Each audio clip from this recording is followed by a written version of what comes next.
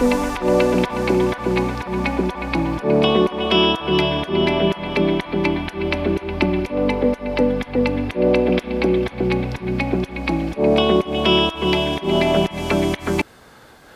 of the topics I like to talk about most when I cover cognitive psychology is problem solving. The reason why is that there's no better topic within cognitive psychology to show just how much we rely on past experiences to shape how we function now and how we plan for the future. In today's video, I'm going to focus specifically on three main strategies that we use when we face problems. Those three strategies are heuristic, trial and error, and algorithm. I'm going to start by talking about heuristics because they tend to be the most involved, and also they tie in nicely to material that I covered in other videos dealing with things like bias and the prototype model. A heuristic involves a general problem-solving framework that usually pulls heavily from your past experiences in order to solve a problem. This goes back to the prototype model that I discussed in a different video. Essentially, when we use a heuristic, we go off of past experience or prior knowledge to determine how we solve the problem. For most people, this is our go-to strategy for solving problems. After all, there's no reason to reinvent the wheel if the way that you've always solved a problem has worked in the past. It's worth noting, though, that just because something has always worked in the past doesn't mean it always will work, and it also doesn't mean that it's the best way of dealing with that problem. Relying on heuristics can also be problematic because they can lead to what's known as a mental rigidity. Basically, throughout our lives, as our experiences and our knowledge increase, we have less incentive to come up with new ways of thinking to face problems that we've never faced before.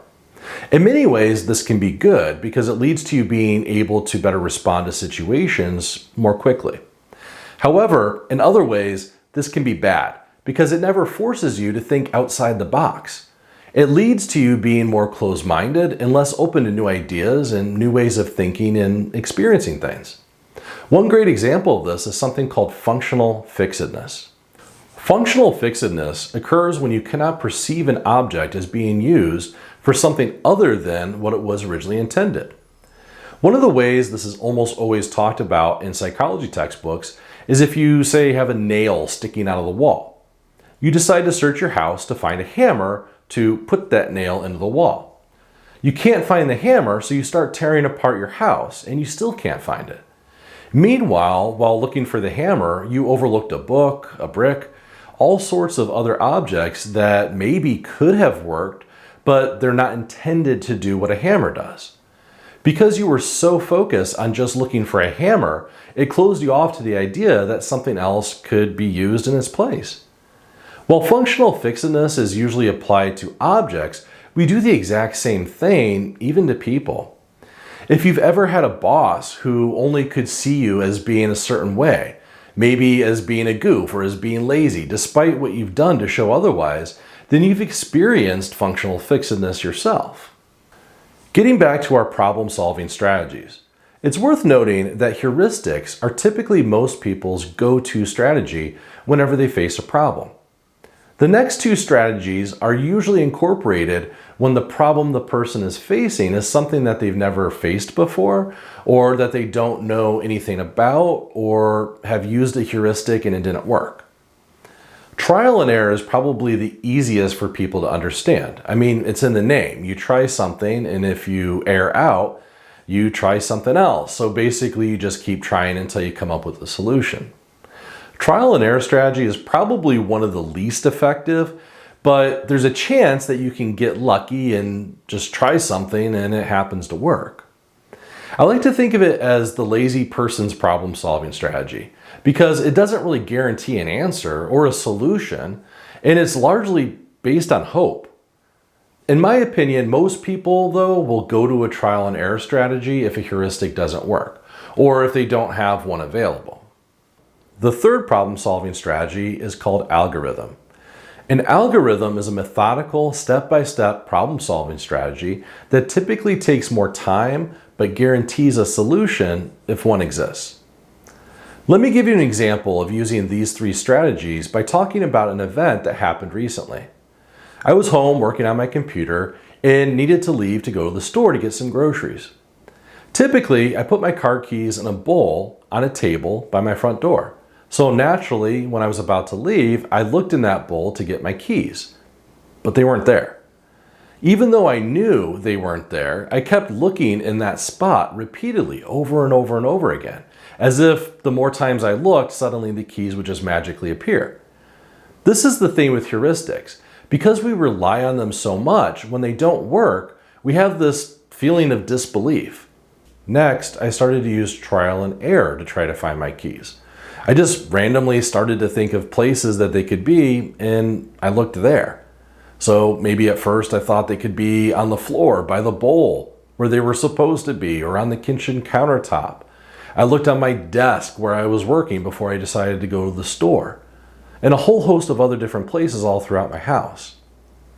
These were all just shots in the dark, albeit semi-educated shots in the dark, where I just hoped that I would be able to find the keys. Now, if I used an algorithm, I would have methodically searched every inch of my house, starting at the front door and working my way room to room, searching every item in the house until I found my keys. Obviously, this is going to be really time consuming, but if the keys were present in my house, I'd be sure to find them. In the end, I didn't have to, because I used the fourth problem-solving strategy, which I didn't talk about in this video yet. I gave up. I sat down in utter frustration. I decided to just watch some TV and try to calm myself down a little bit and think about where those keys could be. A short while later, my wife came home from work and happened to have my keys in her hand as she entered the house. Apparently, when I came home from my walk earlier that morning, I unlocked the door and just left the keys in the lock. My mental rigidity led me to not even consider that the keys may have been in the actual door still. Sadly, I've lost my keys enough times that I've come up with a fifth problem-solving strategy and now have one of those little electronic locators on them. While this is a mundane and simple example of a problem that needed to be addressed, it's interesting to think about what bigger issues you may be facing. If you're facing a bigger issue like something involving interpersonal conflict, ask yourself, am I overusing a heuristic? Am I showing a little bit of mental rigidity that is preventing me from seeing a solution clearly? Maybe you're relying a little bit too much on trial and error and just doing something, anything, hoping it will work without applying very much logic or thought to it. It may not be easy, but thinking about our behavior is a great first step in countering some of the things we do that may be detrimental and that we may not even be aware of. If you're enjoying content like this, please be sure to subscribe to my channel and give me a like by pressing the thumbs up icon below. This helps me to continue to expand these videos and provide amazing content to all my viewers. Thanks for watching, everybody.